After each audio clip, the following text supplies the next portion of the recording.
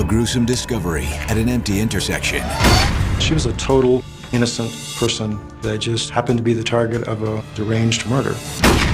A dangerous suspect with a terrifying vendetta. He had said, "You cost me my job, and I will get you for this." Lieutenant Joe Kenda launches an international manhunt for a killer on the run. We had to stop this person because everything indicated that this was an act that could be repeated. I don't care if the guy goes to Timbuktu. I want somebody to go get him back. I had no concept that this case was going to take me halfway around the world.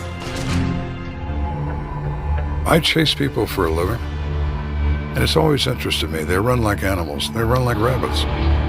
They only run so far, and then they squat because they can't run anymore. September 17th, 1994. It's a typical Friday night for 18-year-old Gabriel Burns. After leaving a friend's party, Gabriel heads home on foot through the sleepy north end of town. I was walking home, and there's just enough of a hill when you're looking, you don't see what's down at the bottom. And I heard something, which I thought was a backfire. I didn't really think twice about it. As Gabriel reaches the street corner, he makes a discovery that fills him with dread. A pair of taillights in an otherwise empty intersection. As I got to the top of the hill, and I'm kind of looking down, there's a car at the bottom at one of the lights, and it sat there through a couple green lights and never went. I was thinking that maybe they were looking at a map and trying to get directions or something. Slowly, Gabriel approaches the car. He sees a woman in the driver's seat, but something seems amiss. I walked behind it and I noticed glass on the ground, and there was a hole in the window. I went and looked inside. You could tell that she was shot. Gabriel races to the closest house and begins pounding on the front door. Hello? I had to knock on someone's door and wake them up. What's the matter? Just I need you to call 911. There's a girl, and she's been shot just down the road in a car. Just call 911, please. I'll call 911. Across town at the Colorado Springs Police Department, homicide detective Lieutenant Joe Kenda is working late at night when he receives an urgent call. Lieutenant Kenda. The phone rings, and it's some incredibly awake person from the communications center, and they have a female dead from a gunshot wound in the vehicle. Okay. That's enough for me. I learned a long time ago, first reports are never reliable. Don't tell them any details because they're not going to be right anyway. Give me an address, and I will go. When that call comes in, you grab a gun, you grab your toys, and head for the car. Kenda heads to the crime scene. It's in an area of town he knows well. The area where this woman is found is in an upper middle class neighborhood, very nice neighborhood. I used to live in that neighborhood, very close to where that scene was. It's a neighborhood rarely visited by the Major Crimes Unit. But within minutes, Kenda's team is on the scene, as are a slew of patrolmen. As his detectives cordon off the area, Kenda takes a moment to study what lies before him. When you look at crime scenes, they will speak to you if you let them.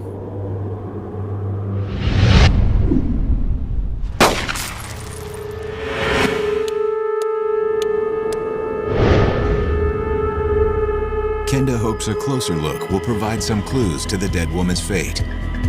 I walk up and look at this car. The driver's door glass is broken out from the inside. The glass is in the street. She has a single entry gunshot wound, 1.5 inches below the right eye. She has an exit wound on the left rear side of her head, and the bullet broke the window and then disappeared into the night. The car's engine is still running, and the transmission is still set to drive. Her foot is still putting pressure on that brake, even though she's dead. Whatever her body is doing at the instant death occurs, it's still doing it. Her body literally is frozen in time. Kenda turns off the ignition and takes a closer look at the victim. She is a white female in her 30s. She's wearing a uniform of a fast food restaurant. She has a name tag over her left breast that says Missy Berry, and under that it says assistant manager. It's clear to Kenda and his team that Missy Berry has been dead for more than an hour. She was already pale and with a yellowish tinge on her face. Her head was back against the driver's seat, and the back of her head was shattered and bloody. When you do what I do for a living, in some ways you develop a heart made out of railroad steel. The victim's position in the driver's seat strikes Kenda as odd. What interests me about her posture is that she's relaxed. She hasn't been startled by somebody getting in the car with a gun. She's facing straight ahead when she's shot to death. That says a lot to me. The shooter is most likely known to her. That gunshot is a complete surprise to her. I look at the wound in her cheek. If you look at the size of the stippling, the black powder marks, and the size of the tattooing, you get an estimate as to range. It's looking like she was shot at close range. Kenda steps back to let the forensic team sweep the crime scene. They quickly discover a key piece of evidence. Lieutenant, we have something. We look further, we find an expended 9mm casing on the right front passenger floorboard, just under the seat. Kenda knows how the cartridge wound up there. Automatic pistols eject to the right and forward. When that shot is fired, that expended casing comes out of the gun. Probably hit the windshield, bounced off the dash, wound up on the floor. The trajectory of the casing, coupled with the victim's wounds and the glass outside the vehicle, enables Kenda to determine the killer's precise location at the time of the shooting. This is not a random crime on the street. The passenger is who's responsible for this. She's shot from the right front seat by someone. There is no purse, no ID, no wallet, no anything. Run a listing on the car lists to Missy Berry, but it lists to a downtown address. So what was the victim doing on the north end of town in the dead of night? She's nowhere near home and is traveling in the opposite way. She is 15 miles from where she lives at 1:30 in the morning. What's she doing there? Kenda needs to create a more concrete timeline of the hours leading up to the murder. This woman, our victim, is in uniform. She's wearing her name tag. The odds are she was working. So let's go find that out. The uniformed officers already summoned the general manager, and Ruth Ludwig was waiting for us when we came there to the restroom. In any homicide case, the first step is to look at the victim. What's the victimology? Who are these people? How do they spend their time? Do they have a secret life? Kenda pulls Ruth Ludwig aside. So what's this all about, detectives? I'm sorry to have to call you in. And informs her a woman in a fast food uniform wearing Missy's name tag has been shot and killed. They said that they had found Missy shot to death in her car. I know this is quite shocking right now. I was shocked. I couldn't understand why anybody would want to hurt her. It really shook me up. She was friendly and personable. She was my best worker. Based on Ruth Ludwig's description, it's clear Missy Berry is the victim. It's also clear Ruth and Missy were not only co-workers, I can't believe this. She was like my daughter. It's okay. but good friends. We were very close. She talked to me about everything. Tell us about her. You know? What type of person was she? Everybody loved her. She would do anything for anybody and never give it a second thought and never expect anything in return. Seizing on the fact that Ruth and Missy were so close, Kenda turns the subject to Missy's personal life. Was there anyone in particular you could think of that maybe she didn't get along with? Do you know anyone else that Missy knew or that Missy had been having problems with. Yes. She did. Yes. And Ruth says, oh, yeah. Quite seriously.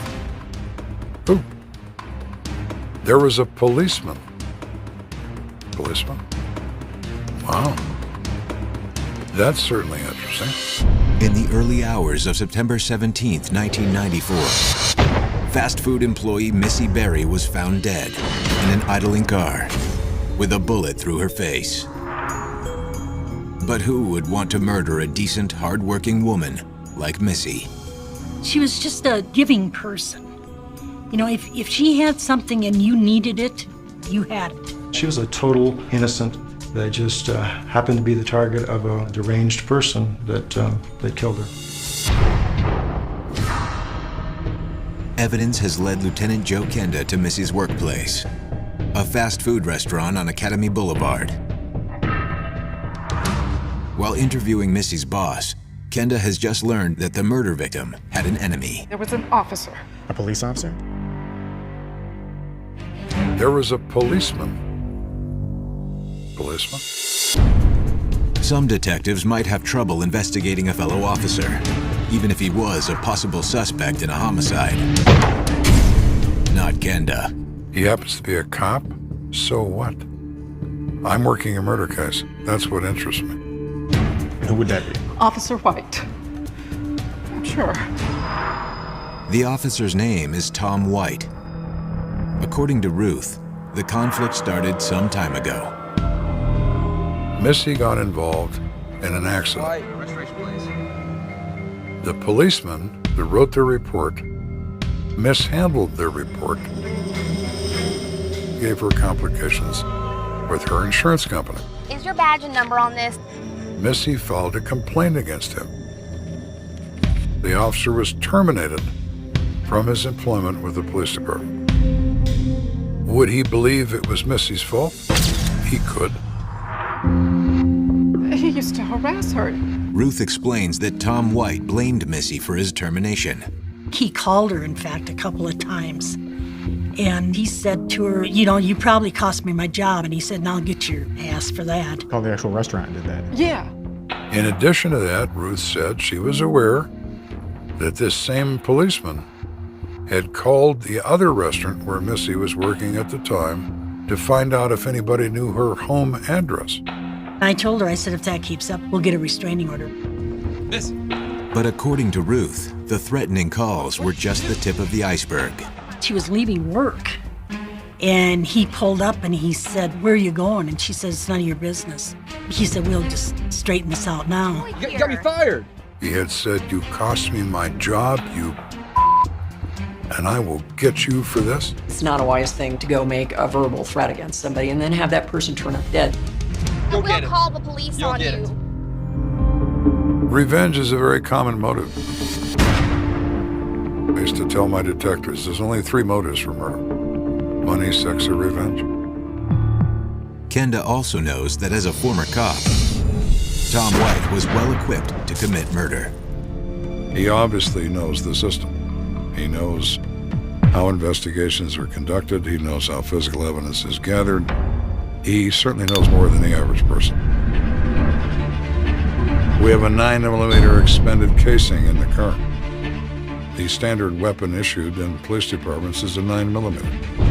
He has the means. He carries a gun. 9mm. This has some merit. Now make sure you give us a call. We finally let Ruth alone and thank her for her time. We've kept her up most of the night. We sent her home with the agreement that we'll be talking with her again. Detectives track down the former officer. He is confirmed to be in another state during the time frame of the murder. Irrespective of his threats, irrespective of his prior dislike of the victim, it makes no difference. He could not have done this if he wanted to. With Tom White no longer a suspect, Kenda decides to speak to another potential person of interest, Missy's co-worker, Julie Halstead. Our interest in Julie is obvious. She's the last person we know to be in contact with our victim. She lives in the same general neighborhood where the victim is found. How did she get from that restaurant to home unless she went with Missy? And if she did she shoot Missy in the face or not? Kenda sits Julie down for an interview. Pretty tough news to share with you. Your friend Missy Berry, she passed away last night. On the surface, the 18-year-old high school student appears genuinely horrified by the news of Missy's death. Could you tell us a little bit about Missy? Kind of what type of person she is? But when asked to describe Missy, Julie paints a very different picture than the one Ruth Ludwig gave. She could be kind of difficult sometimes as a manager. It's not that hard. Do I need to come over there and do your job as well as mine? She knows some things about her, knows that she can be abrasive with people. Please get it done. It's 2 sandwiches. She can tease people. Let's do that ×2. She can do a number of things that some people find to be offensive. Her name should be Bitchy instead of Missy. She don't have to tell me twice. Could bad blood between Missy and Julie have something to do with Missy's murder? Thank you, Julie. Just another one? Come on. Now, 2 of you left work at the same time last night. Kenda grills Julie about the hours leading up to the murder. What time was that? According to Julie, she and Missy both left the restaurant around the same time. And you have a wonderful evening. All right, see you. Have a good night. You too, Julie. They both clocked out at 12:43 a.m. Now, Mr. Burns finds our victim at 1:30. So we have 45 minutes or so to account for. According to Julie, she went home straight after work, arriving just before 1 o'clock. She can explain reasonably her whereabouts. So can her father. Cell phone records indicate the same thing. So for the moment, Julie's put aside. You never completely dismiss anyone, but you put them aside. In speaking with Julie, Kenda learns another crucial detail about his victim. So she takes the money from the restaurant every night to the bank? Yeah. When she closes this place at night, she is supposed to take the day's receipts to the bank. And she's supposed to put them into the night deposit drawer. How much money does she have? Last night there was $966. Kenda needs to know, did Missy make it to the bank before she was killed? We are hopeful about the bank for a number of reasons. Did she deposit the money as she was supposed to? Is there surveillance footage? Could we see who might be in her car besides her? Kenda heads straight to the bank, where he asks to inspect the contents of the night deposit box. We contact the head cashier. Hi, how are you? Good, how you doing? I'm good, thank you. I'm one of the bank managers. Banks are protective of their money, which is probably good since all of our money's in them. Understand you're looking for a specific deposit? From the restaurant. There was none last night, I'm sorry. The bank has no record of Missy's deposit. Just to be sure Missy never made it there, Kenda asks to see the surveillance footage. Her car is never there. From midnight until 4 o'clock in the morning, 4 hours of tape, no vehicle, no deposit made. We were a little disappointed, but Kenda gave us one of his favorite lines, "We'll solve no crime before it's time." Kenda also knows the missing bank deposit speaks volumes about the killer's potential motive. So our shooter has $966 in cash. We now have money as part of the motive.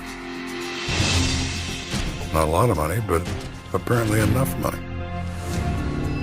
But even with a motive in hand, Kenda is no closer to finding the killer. I have a better insight as to maybe why. But I'm absolutely no closer to who. Less than 24 hours have passed since 32-year-old Missy Berry was murdered in the dead of night in a quiet suburban neighborhood. We learned that Missy was the assistant manager in charge of the cash register. And when she closed up, her job would be to make that night deposit at a bank. We realized that the bank deposit had not been made, and we did not discover a bank bag or the money in the vehicle.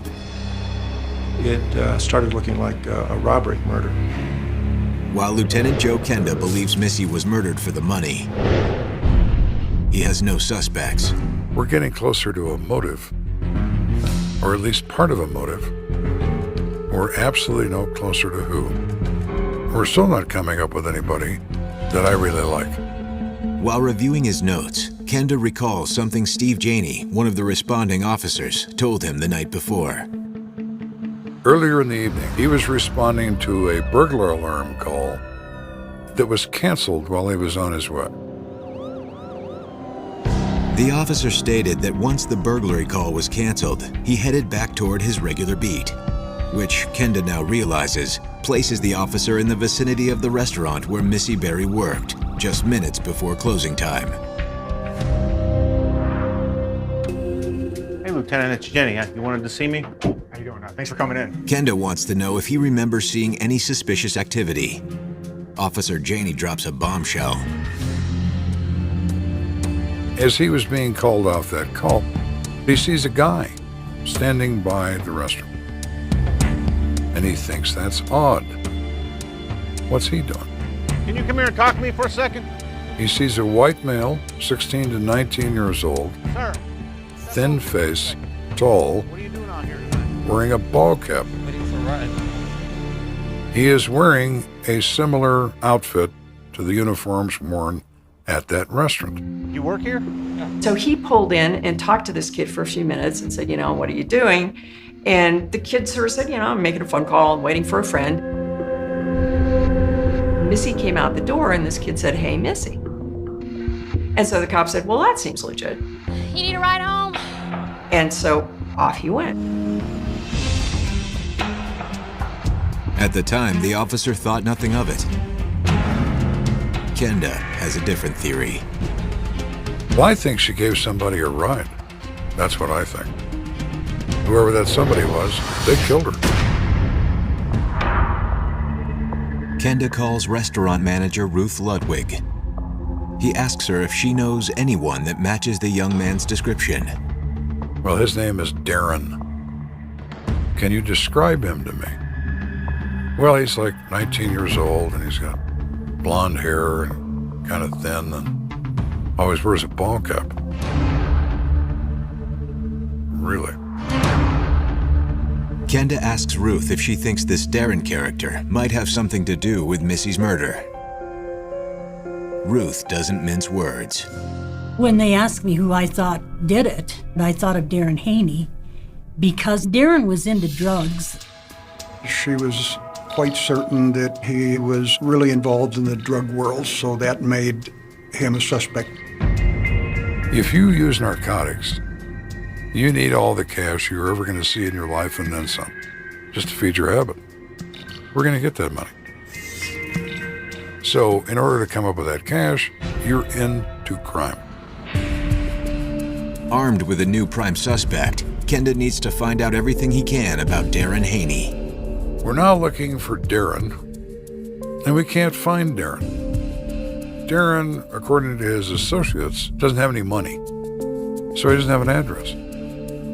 He stays with friends, or whoever will put up with him for any period of time. Darren, it turns out, is sort of in the wind.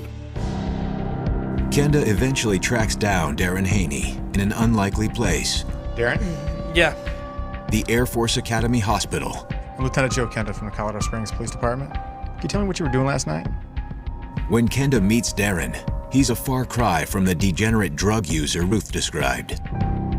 He does not present as a user of drugs. He has a strong complexion, clear eyes. Darren also has an airtight alibi.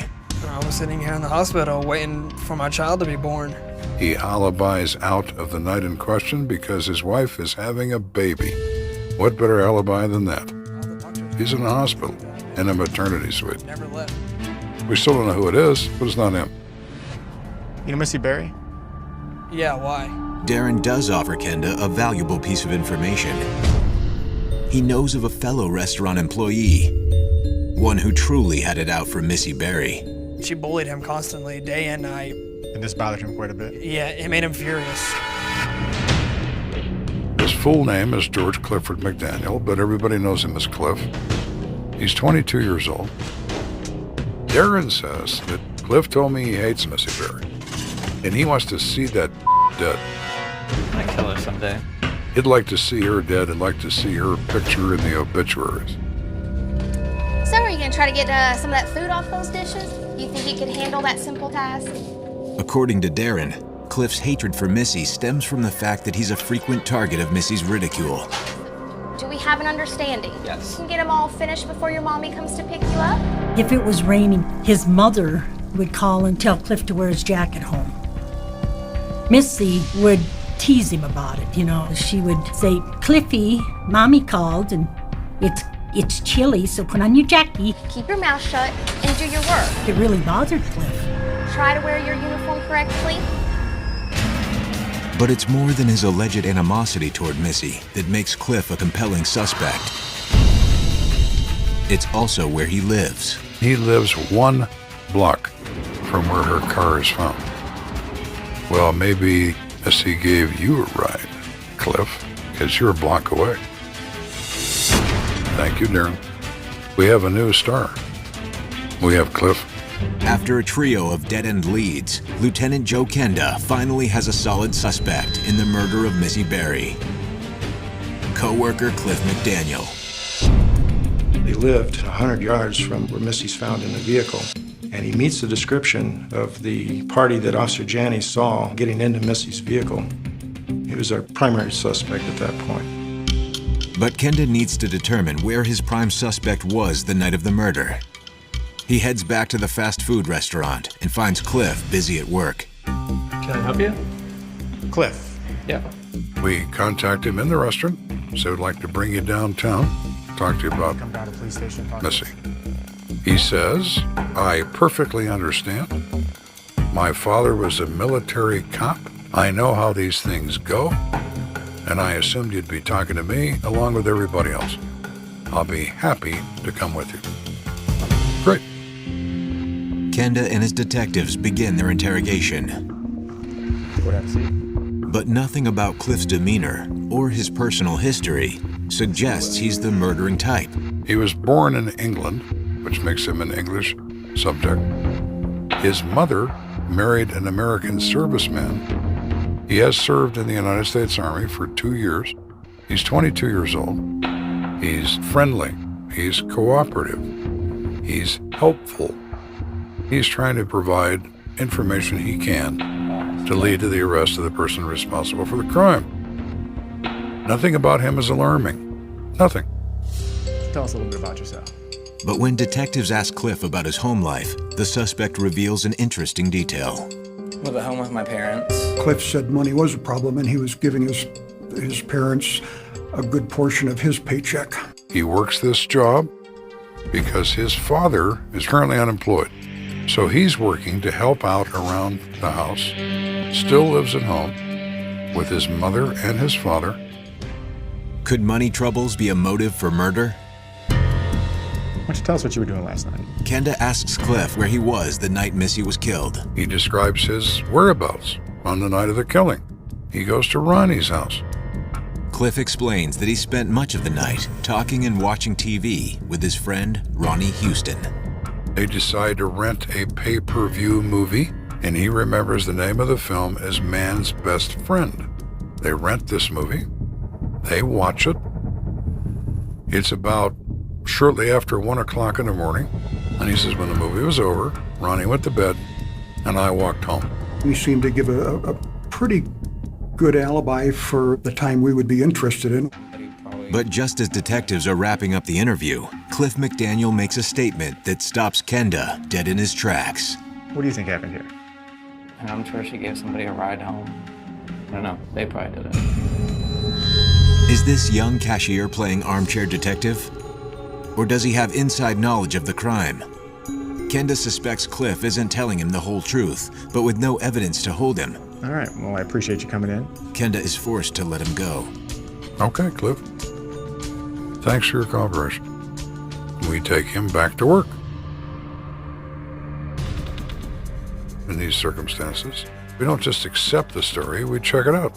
Hoping to punch a hole in Cliff's story, Kenda heads to the home of Ronnie Houston, the friend Cliff claimed was his alibi.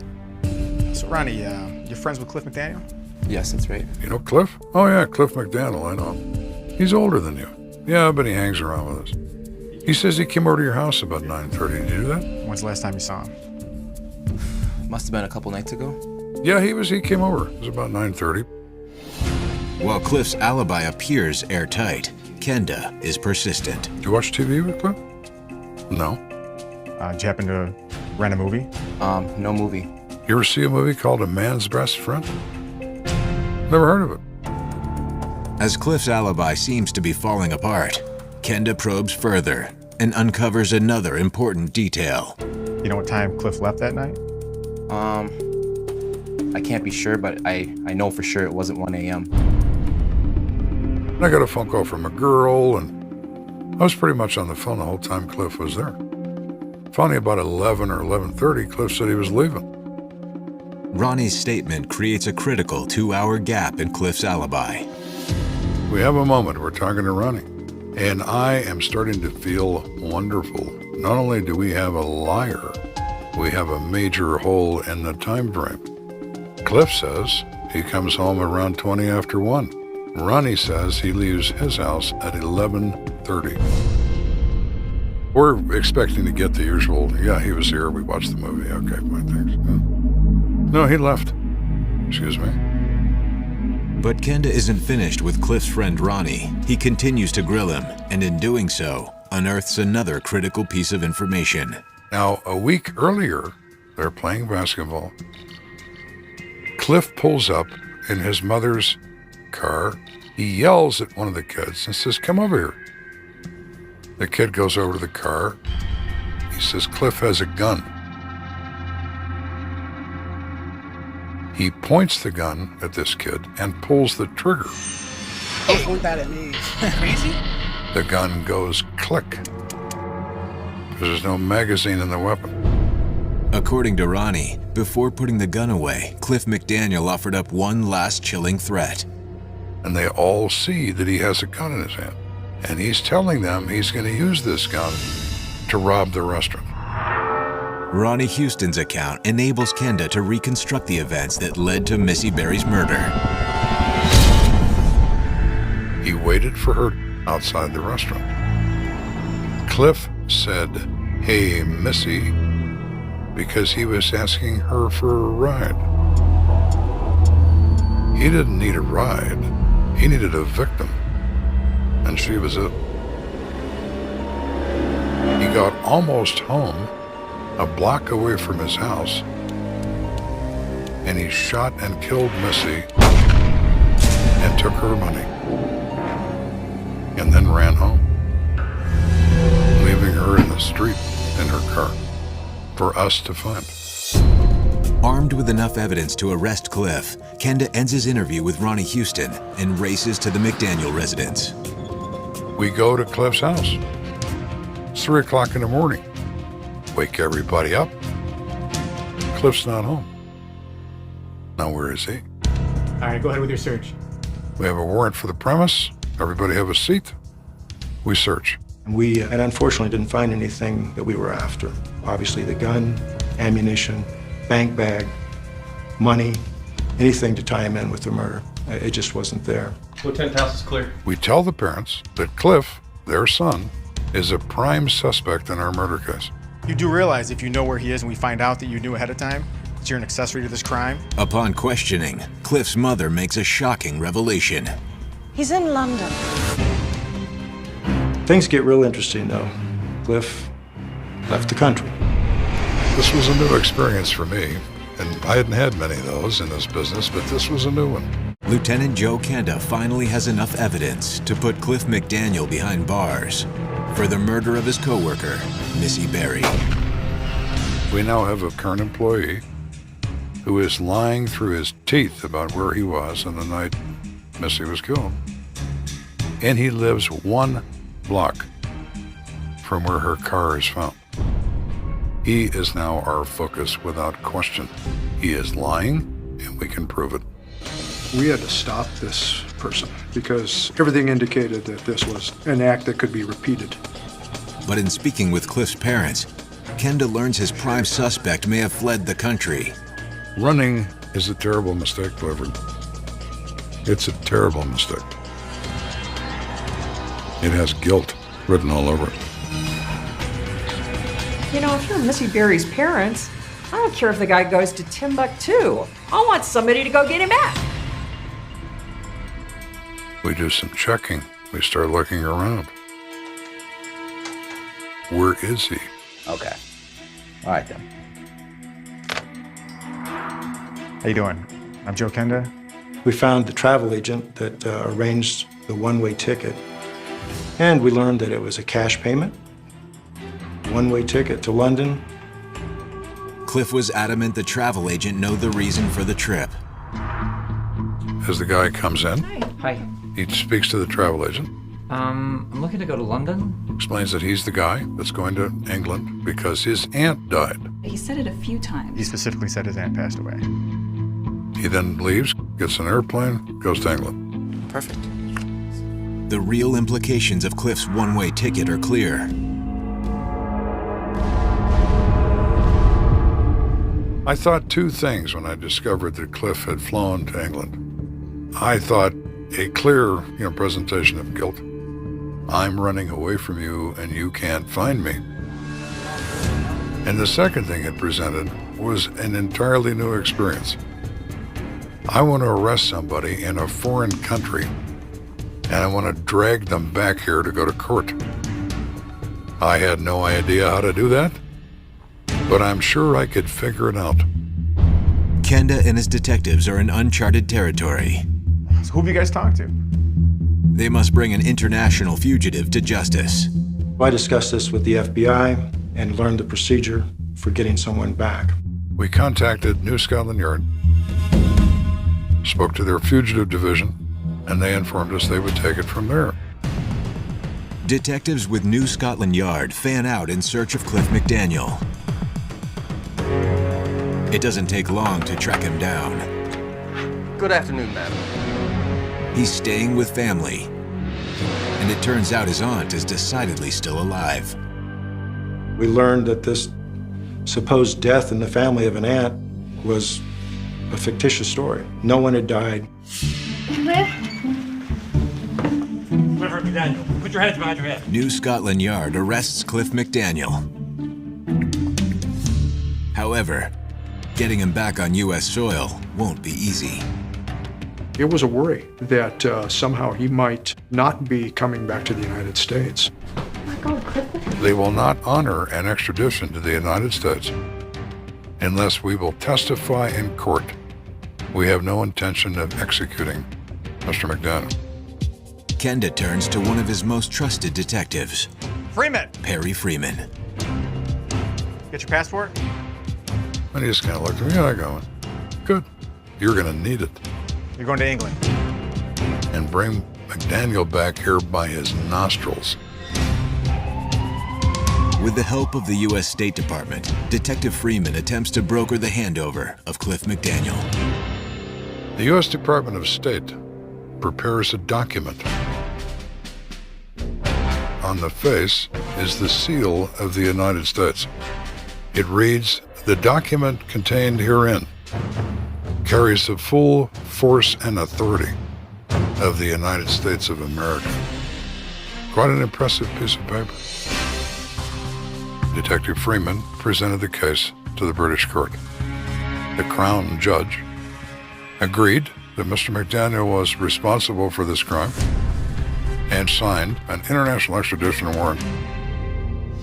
Shortly thereafter, Cliff McDaniel is brought home in shackles. He believes that he'll just get away with this and start a new life back in England. I don't think so, Cliff. You have a bill to pay, and it's due. The stolen money and the murder weapon were never recovered. But Kenda's team has armed prosecutors with more than enough evidence to throw the book at McDaniel. He did not pass go, he went directly to jail. Clifford McDaniel is found guilty of 1 count of first-degree murder. A judge sentences Cliff to life in prison without the possibility of parole, where he remains today. At the end of the whole thing, I think people felt justice had been done. Still, there are many who never fully understood why Cliff McDaniel killed Missy Berry. What more harmless thing could you do than be an assistant manager of a restaurant and work hard and be dedicated to your job and have your life taken from you by someone who has no idea what life is about? He thought he was going to be able to kill her, take the money, go right back to his normal life, and nobody ever know. What in your wee hamster trap of a brain made this suddenly seem like a good idea? I chase people for a living, and it's always interested me. They run like animals. They run like rabbits. They only run so far, and then they squat and believe they become invisible because they can't run anymore. Cliff runs the furthest of all the rabbits, but he still squats. And he still gets seen. A local hero is ambushed in the heart of his hometown. It just seemed impossible. This is not a street fight. It is a street attack. The suspects are elusive. Their motive, a mystery. What is most startling about it is there doesn't seem to be a reason for it. Everyone was still absolutely clueless about what on earth had happened. But even in the most tangled web of deceit, there's always a thread of truth. And Lieutenant Joe Kenda will stop at nothing to find it. People avoid the truth thinking that the police are going to go away. And they're not going to come back. We have a habit of coming back. It's Saturday night in downtown Colorado Springs. The bars are slammed, the streets are rowdy, and patrol officers like Mark Compt are gearing up for a busy night. It wasn't unusual to have 3 or 4 fights in the evening. Nothing real serious, but usually required a pretty heavy police presence. Right on cue, Compt's radio crackles with a report of a disturbance on Nevada Avenue, downtown's main drag. At that time, I was only a couple blocks away, so I radioed dispatch and told them I'd respond. 10-4, I'm coming from Cooper and 5th. The dispatcher informs Compt that there's also an ambulance on the scene, loading up what appears to be one of the brawlers. He was bleeding from the mouth and the nose. The ambulance, obviously noting that this victim was in dire distress, did a scoop and run. They picked the person up. This guy needs critical care immediately. As Compt arrives on the scene, the responding officer informs him 2 of the suspected brawlers have fled down a nearby alley. What do you got? We got 2 males going up this way. They're suspects. What are they wearing? They're wearing blue shirts and blue jeans. They're involved. Got it. Compt peels after them. Soon, his headlights fall on 2 young men. They looked at the cruiser and turned and took off running. They were heading right towards the building, so I just cut them off with the cruiser. Put your hands behind your back. Do it now. Damn. I ain't moved. Patting down each young man, Compt finds no weapons, but both suspects appear to have blood on their clothing. So I placed them in the backseat of police cars and brought them back to the scene. My intention was just to drop them off to another cruiser, see if there's anything else the officers on scene needed. That's when Officer Compt receives an update, one that takes this case to a new level. And we received a call from an officer who went to the hospital who told us that the victim had passed from his injuries. Which means this standard issue street fight has become a possible murder. Once the word was received that this is a homicide investigation, the officers called for more help at that time, especially from the Major Crimes Unit. Across town, Homicide Detective Lieutenant Joe Kenda is driving home after another long night at work, when his captain calls and tells him it just got a little longer. Go ahead for Kenda. The basic information we're provided is that there is a fight in the street.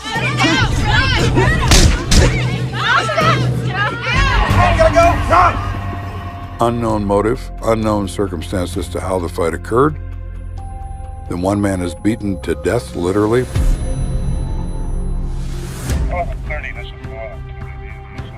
I bring the call team to the scene to see what we know. Within minutes, Kenda and his men are on the scene. Lieutenant? Gentlemen, how you doing? What do we got? Where Officer Compt informs them he just found a third potential suspect. He had some blood on his shirt as well, just like the other suspects that were involved. So I went over and contacted him, and he gave me the dumbfounded look, like, what are you talking to me for? I didn't ask him about it. I just, observed it, and then I put him in the back seat of the cruiser. With 3 persons of interest now in custody, Kenda surveys the scene for more details. It is extreme violence without provocation. And our job is to find out who in this group are responsible for murder. There's a large blood stain where the victim had been laying. First question is the obvious one. What happened here? Is there any weapon used? No, sir. It looks like he was beat to death.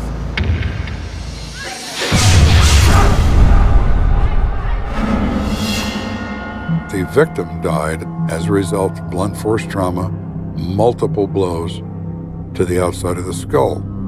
The victim also had a lacerated liver. All of his ribs were broken. He had a punctured lung. This man has been injured from the waist up in every possible square inch of his body. He would have died from internal bleeding had he not died from the head injury. The scope and severity of the wounds suggest there were multiple assailants. But based on the slim facts, it's possible the victim may have been killed in self-defense. You're still kind of wondering what led to this. What's the motive for this kind of beating? Did he start the fight? Were the people originally defending themselves? Is there anything that he did that caused any of this to happen to him? You need to find that out. You need to find that out quickly. However the brawl started, the sheer brutality suggests it was more than a run-in between complete strangers. It might be personal. This is not a street fight. It is a street attack.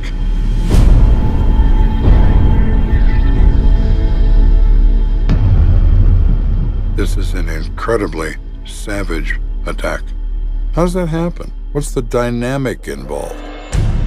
To get a better picture of what happened, Kenda needs to talk to eyewitnesses. Officers point to a bloodied young man sitting on the sidewalk and suggest that he had the best view of the attack, right in the middle of it. Is that the victim right there? Yes, sir. All right, I'll go talk to him. Thanks, guys. Well, that guy was with the guy that got beat up. And they point out a 23-year-old man named Joseph Reeves. We approached Mr. Reeves. Were you with this guy? Yes. And who is he? His name is Lane Schmidtke.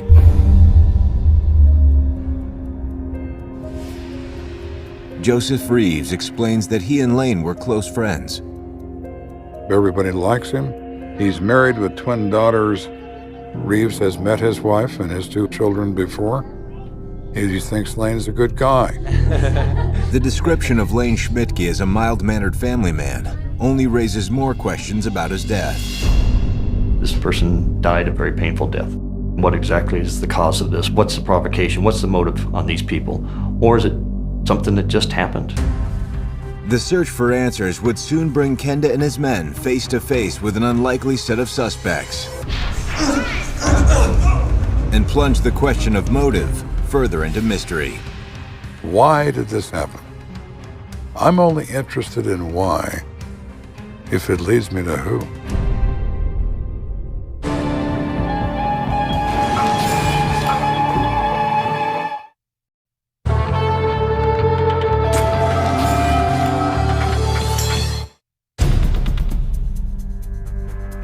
In the early morning hours of September 22, 1991, Lieutenant Joe Kenda and his team are standing at the scene of a bizarre fatality.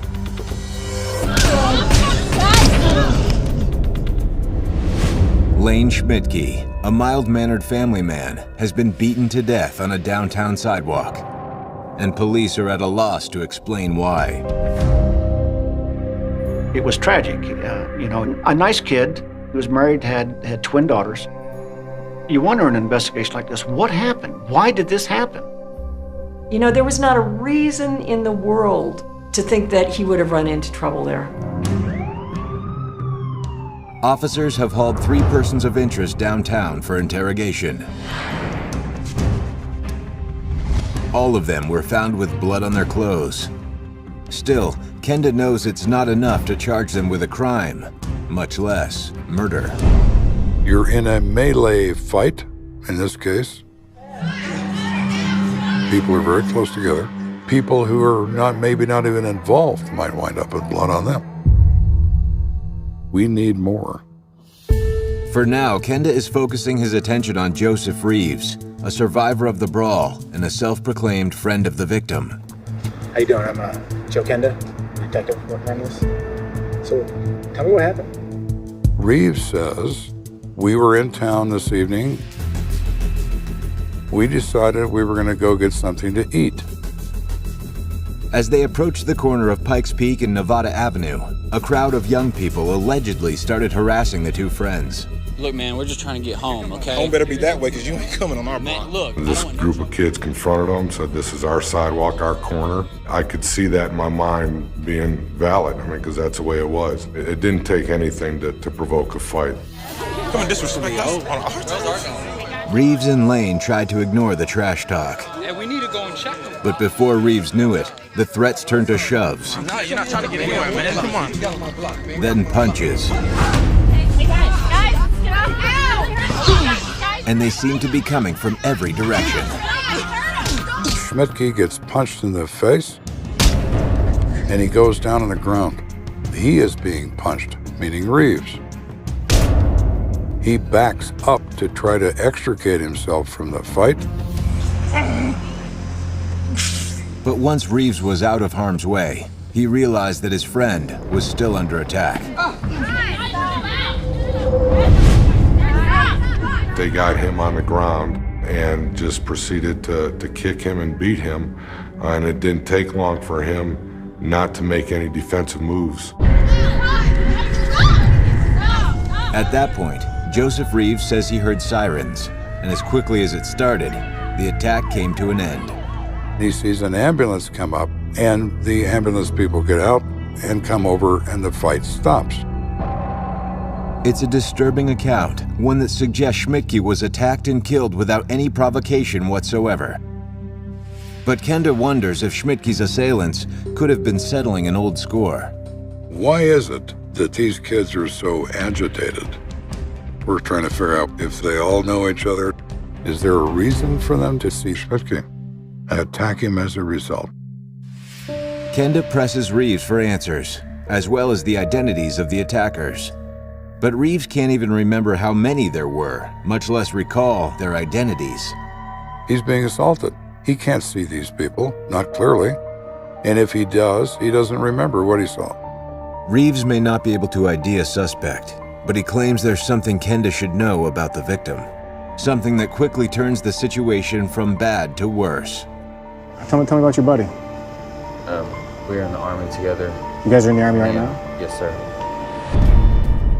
Reeves tells us we're both in the Army, 1st to the 12th Infantry, 4th Infantry Division, Fort Carson. How can this be? How can we kill one of the people who's supposed to defend us? For detectives, the military connection poses another difficult question. Was Lane Schmidtke assaulted because he was an officer? It could have been a motive for the incident, and that's one area we have to look at. But if Schmidtke's occupation was a factor, his fellow soldier is at a loss to explain why. Reeves says that they are attacked without provocation. They are both simultaneously assaulted. That's all he knows. With no further questions for Reeves, Kenda finds a new eyewitness, 20-year-old Dan Davis. He has long blonde hair, kind of a surfer dude kind of kid. You witnessed this fight? Yeah, I was hanging out over here with some buddies just having a couple. Davis says he's not so sure the crowd on the corner was as aggressive as Reeves made it out to be. They weren't rival soldiers, or even a bunch of street toughs looking for a fight. They were teenagers from Fountain Fort Carson High School. Most of these kids, they came from good backgrounds. It was surprising they would be involved in something like this. According to Dan Davis, he'd witnessed the kids socializing on Nevada Avenue earlier that evening. The kids refer to it as the Ave. That's where everybody goes. There are girls present, there are boys present. The music is blaring. Let's go. Put it up for the team. Yeah! Everybody's doing what kids do, particularly when they've had a few drinks. Davis goes on to tell Kenda that around 11:30 a fight broke out. So he tried to stop it, the only way he knew how. He yelled cops, knowing that when you yell cops, people stop doing what they're doing and run off. Kenda asks Davis if he can identify any of the kids involved, but he's not much more help than Sergeant Reeves was. He didn't know who was in the fight, he just knew he wasn't in it. Since we had no evidence to the contrary, we let him go. It's a good chance I'll be calling you again. Yes, sir. All right? I'm going. Frustrated, Kenda turns to gathering hard evidence. He has forensics sweep the scene and take samples from every drop of blood they find. There was a great deal of blood at the scene, not only in the area where the victim was laying, but also up on the sidewalk. They did take samples of that blood for a couple of reasons, to see if any of that blood belonged to the victim or if that blood belonged to any of the suspects. While the blood evidence is being collected, Kenda heads to the station to speak with the 3 young men in custody. They have blood on their clothing, blood on their person. The next step is to see what they are willing to say or what they do say about that event. Kenda starts with the blood-covered suspect who wasn't caught fleeing the scene. 16-year-old junior Sean Stansel. He has no criminal history, but he's a kid who is a student at Fountain High School, who is an athlete. You would not think that he would be the type of kid who would be involved in this type of activity. Beyond his squeaky clean record, Sean's background indicates that he's the type of kid who would want to be a soldier, not the type who would want to beat one up. His father is in the Army. This is totally out of character for Sean Stansel. Sean explains that he was hanging out with his girlfriend when the fight broke out.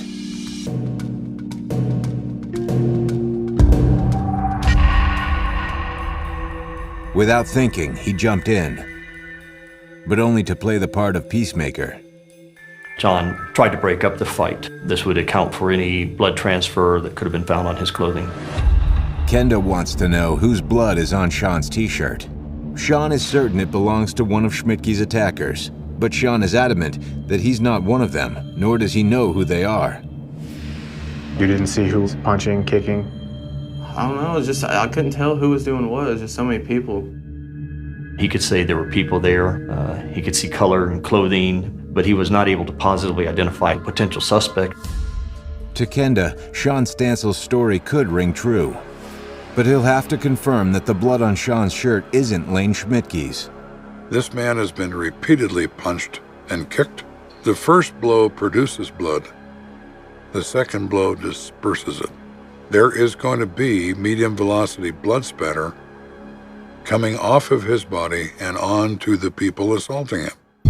After collecting Sean's clothing and delivering it to the lab for analysis, Kenda turns his attention to the 2 other potential suspects, Kevin Moore and Anthony Phoenix. They're both 18 years old. They both go to Fountain High School. They are athletes on the football team. The blood in their clothing would indicate that it was appropriate they got arrested. First up for questioning is the school's star quarterback, Anthony Phoenix. Mr. Phoenix has never been in jail, never been arrested for anything. But here he is, in our custody now. So what are you doing, Anthony? What are you doing downtown? According to Anthony, he was just hanging out on Nevada Avenue like everyone else. I was just out having fun, man, chilling with my friends. As for how the blood got on his clothes, Anthony claims he wound up in the brawl by accident. Someone's blood could have swung off and landed on my shirt. He heard a bunch of noise from a group of people, and he walked to see what was happening with that group of people, and at that point, he found himself in the middle of a fight. He did say that he got hit in the back. He spun around and started swinging wildly, blindly, trying to hit anything that may have possibly hit him. Anthony claims he can't remember exactly who he swung at, but he's positive they were on their feet, and therefore not Lane Schmidtke. He didn't know who he was fighting, other than it was a large group of people fighting, and that's why he had blood on him. It's a plausible story, but Kenda isn't convinced. Needing more information, he turns to Phoenix's teammate, Kevin Moore. He's a linebacker on the football team. He has the physical size to prove it. He's 6'2", muscular, very good shape. So what happened, Kevin? Kevin's story is the haziest of all. He tells Kenda he had one too many drinks that night and passed out in a friend's car. He actually said that he was asleep in the back of a car, and he was awakened, I believe, by somebody who said that, hey, Anthony's involved in a fight, go stop it. What? According to Kevin, he bulldozed his way through the crowd and dragged his friend Anthony Phoenix away from the brawl. And that's how he gets the blood on him. And what happened then? He says somebody said the cops are coming. So we ran.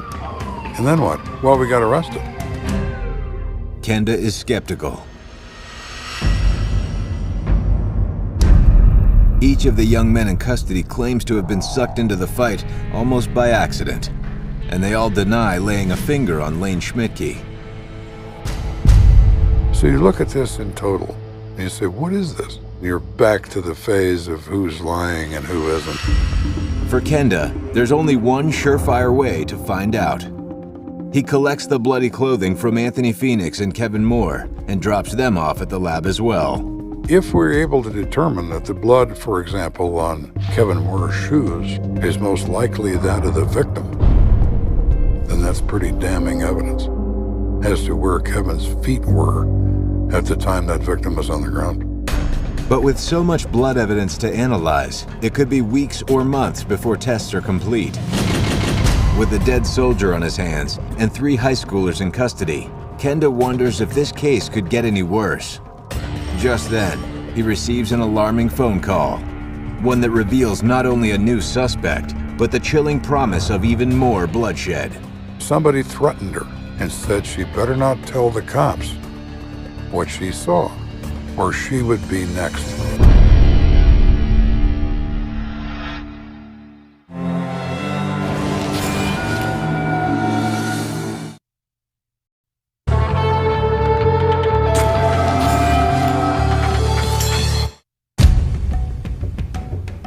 Army Specialist Lane Schmidtke has been beaten to death in the streets of Colorado Springs. And Lieutenant Joe Kenda is no closer to understanding what happened or who is responsible. You have witnesses, all kids, all more than willing to lie to you, all more than willing to minimize their friends' involvement. It is a cobweb of information. Kenda still hasn't ruled out the possibility that this was more than some chance encounter that turned deadly. He needs a new witness, someone who can connect the dots between Lane Schmidtke and his alleged attackers. Kind of wondered what else was out there, what really led this to happen. Was there anybody else involved that we just don't know about? No sooner have detectives started mulling over that notion than Kenda receives a frantic phone call from a woman whose daughter attends Fountain Fort Carson High. She says her daughter may know something about Lane Schmidtke's death, but she's afraid to come forward, with good reason. Do you know the nature of the threats? He just said if she told. She says somebody called my daughter yesterday at the house and threatened her and said she better not tell the cops what she saw, or she would be next. Is that hearsay? Yeah, but it gives us something to work with. We have to then go investigate that. Kenda's next move is to question the young girl who was threatened, Tanya Starr. So tell us about this threat. I got a phone call this morning from a friend of mine. Tanya was a young female Fountain Fort Carson student, and that was pretty consistent with the crowd of the scene. We say, well, you were there, weren't you? I was there. What'd you see? Tanya claims that it's not so much what she saw, but what she heard. After the fight was over, she shared a ride home with a boy from school. And what he said left Tanya terrified. After the fight, she heard him say, "So we killed that dude. So what?" Really? It's the closest thing to a confession detectives have heard yet, and enough to bump this unknown male to the top of the suspect list. Detectives asked Tanya if she can ID the person who made the remark. His name's Dominic Perea. She came up with the name of Dominic Perea. Once again, another Fountain Fort Carson High School student. According to Tanya, Dominic is a 17-year-old senior and a friend of Anthony, Kevin, and Sean. Unlike the 3 kids in custody, however, Dominic has a history of bad behavior. Dominic, a little bit more of a shaded past, more involved, more prone to physical action, possibly getting involved in fights.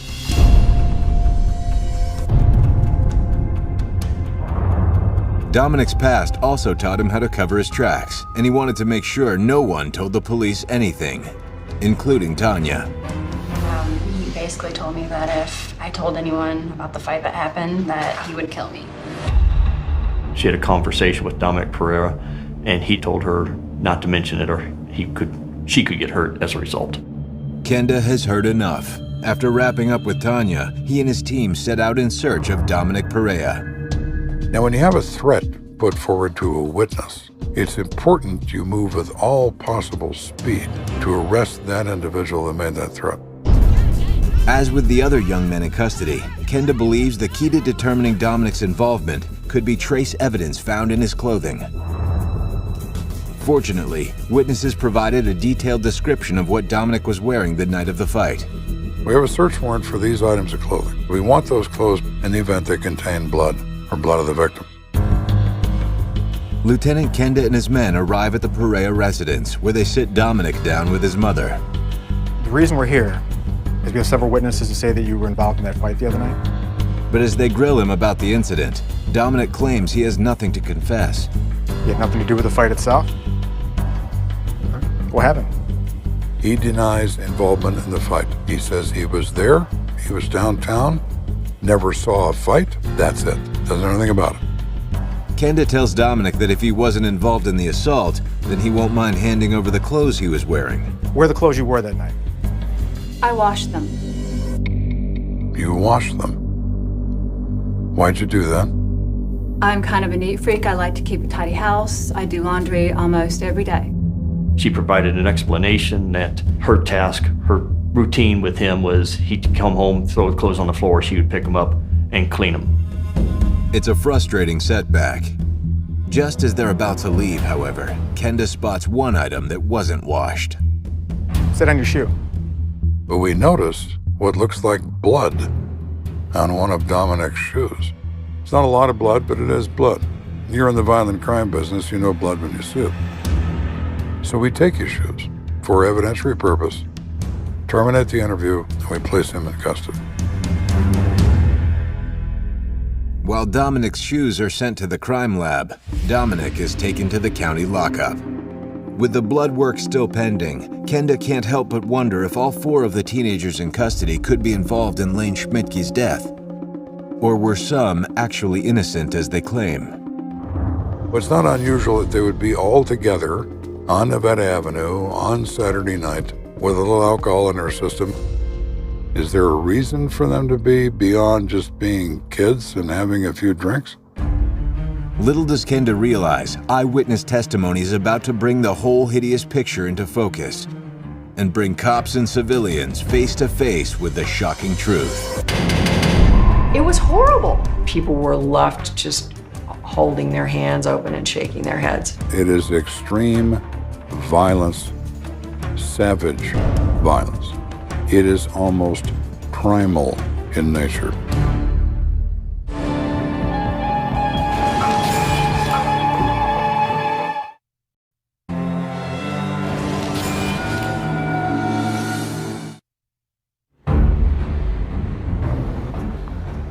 Army specialist and young father Lane Schmidtke was fatally beaten in the streets of Colorado Springs.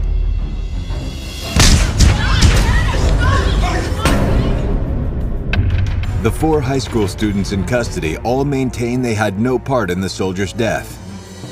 But detectives are counting on blood analysis of their clothing to determine who's telling the truth. If I find the victim's blood on a suspect, it's more than you were just in the area. You were an active member of the party that assaulted Lane Schmidtke. Even if the blood work ties all 4 suspects to Schmidtke's assault, it still won't answer the million-dollar question. When Schmidtke and Reeves come by, why do they have to attack them? You have a bunch of kids that weren't known to be real troublemakers. You know, a scrap here and there, nothing like what happened this night. Lieutenant Joe Kenda suspects the answer, and possibly more witnesses may be hiding in the halls of Fountain Fort Carson High. There are 2 things that are very, very important to kids. One is a code of silence. You don't ever tell an adult what's really going on. The second item is loyalty. They have friends, they have enemies. Their version of events will be influenced by their loyalty. They may have a friend involved, they'll identify someone else to protect that friend. Experience tells Kenda that students who weren't directly involved in the attack, but may have knowledge of how it transpired, are more likely to let down their guard. So Kenda puts in a few calls to Fountain Fort Carson faculty members, telling them to keep their ears open. We want everybody that we could possibly identify to get to the bottom of the story as to who saw what and who saw who do what. Detective Kenda, Homicide. The principal at Fountain Fort Carson informs Kenda that he has rounded up a group of female students who claim to have witnessed the crime. You gotta get all those people, get them identified, get them interviewed, and figure out from those interviews what really happened. Kenda gathers the students and questions them about the night of the brawl.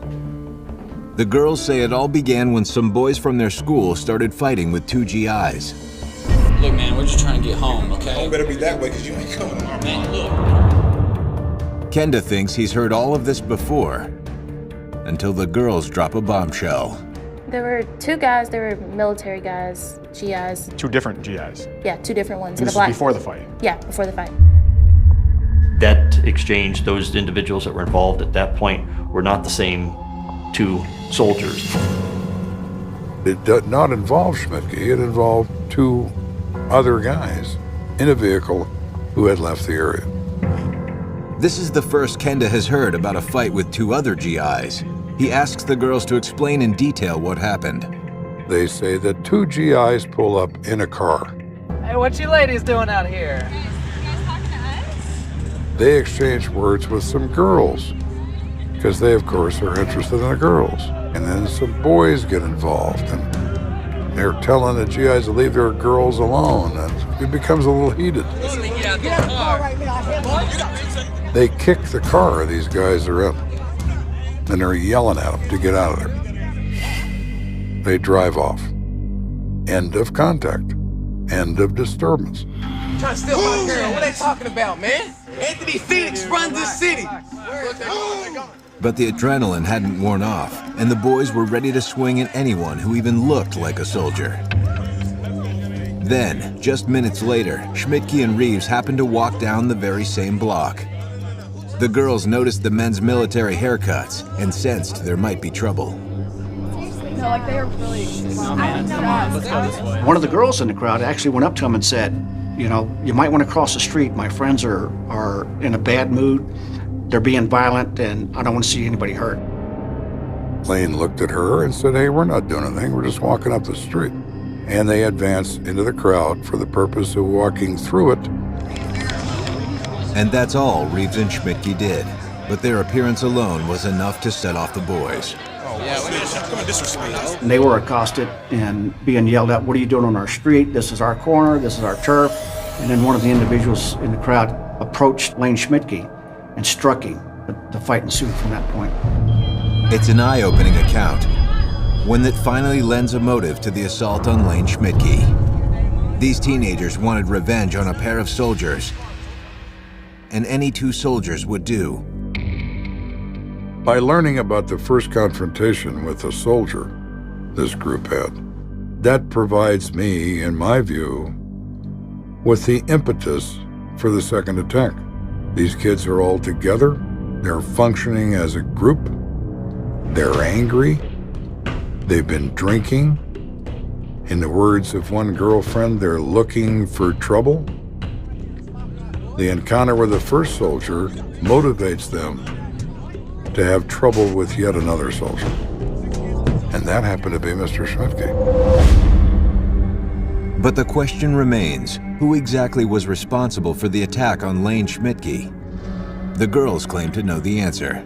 They may not have all seen the same thing, but they all had enough witness information to positively identify these people. But there's one name on the list that catches Kenda off guard and sends his men on the hunt for the unlikeliest of killers.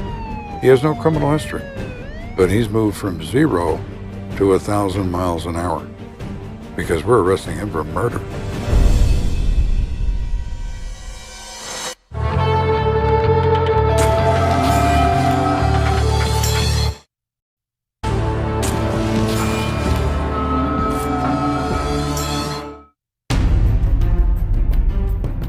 The search for Lane Schmidtke's killers has led Lieutenant Joe Kenda and his detectives to Fountain Fort Carson High School, where a group of female students claim to know exactly who killed Schmidtke and why.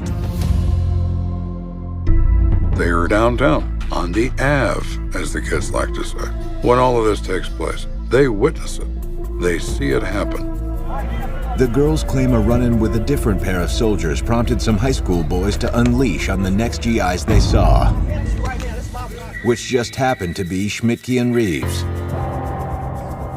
Kenda asked the girls which of their guy friends threw the first punch, half expecting the answer to be known bad boy Dominic Perea. But according to the girls, it wasn't Dominic. It was the school's star quarterback, Anthony Phoenix. Everybody liked Anthony Phoenix, but as the night wore on, he changed. He was looking for some trouble.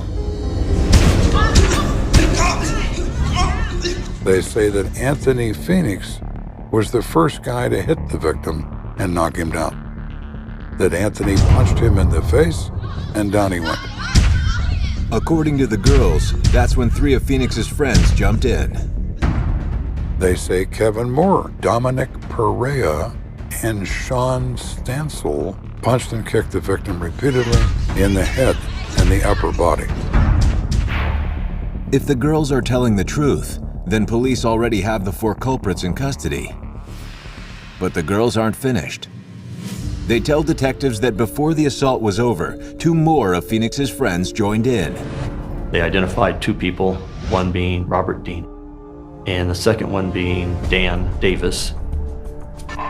It's the first Kenda has heard of 9th grader Robert Dean, but the name Dan Davis immediately rings a bell.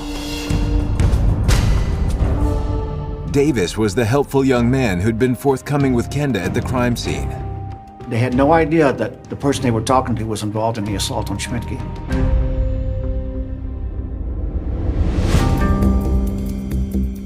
Armed with multiple statements naming Davis as one of the perpetrators, Kenda decides it's time to pay this former Good Samaritan a visit. People avoid the truth, thinking that the police are going to go away, and they're not going to come back. We have a habit of coming back. Kenda knocks on Davis's front door. When the suspect answers, they confront him on the spot. Yeah, remember us? Oh, hey guys, what's up? We're the guys you lied to? It is not difficult at all to deal with a amateur who's being interrogated by the police. I mean, I was just there. I was just pulling people off. We have several witnesses that put you there, kicking the people on the ground. I didn't kick. Teenage kid presents no challenge at all. He's going to lie. He's going to lie badly. Then you're going to step on his fingers, and he's going to tell you the truth. The fight, I was just there trying to break it up. I was just pulling people off the guy. Davis quickly offers a confession, but it's not much of one. You were kicking the guys. I kicked him maybe once. So you were kicking them? But just once. His ultimate statement was that when the attack occurred, he was there, but he was down at Schmidtke's feet, kicking around the feet area. According to Davis, he couldn't possibly have struck a fatal blow to the soldier, which makes him guilty of assault, but not murder. Kenda disagrees. I might have kicked him just a couple times. Turn around, put your hands behind your back. There's no way that could have hurt Turn him. around. Everybody played a part, but nobody believed they killed anybody. They hit the victim, yes. They kicked the victim, yes, but they might have only done it a couple of times. They don't feel guilt, not over murder. They're just in a fight. But the combination of these blows is a murder. We advise him of his rights. We place him under arrest and put him in jail. With Davis in custody, Kenda sets out in search of his sixth and final suspect, Robert Dean. Mr. Dean is only 14 years old, but he's 6 feet tall and he weighs 160 pounds. And he certainly doesn't look like he's 14 years old. Kenda confronts Dean with the allegations against him.